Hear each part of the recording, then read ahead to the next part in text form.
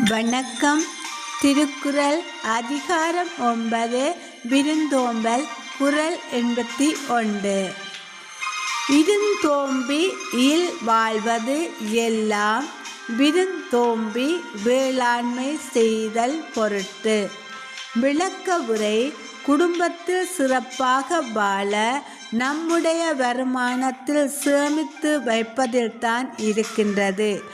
ஆனால் கஞ்சத்தனம் இல்லாமல் வீட்டுக்கு வரும் விருந்தினருக்கு விருந்தளிப்பதன் மூலம் மேன்மேலும் வருமானம் கிடைக்கும்.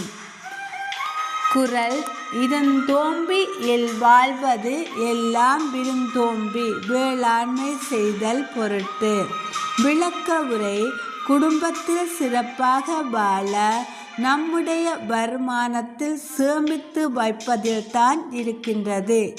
ஆனால் கஞ்சத்தனம் இல்லாமல் வீட்டுக்கு வரும் விருந்தினருக்கு விருந்தளிப்பதன் மூலம் மேன்மேலும் வருமானம் கிடைக்கும். நன்றி.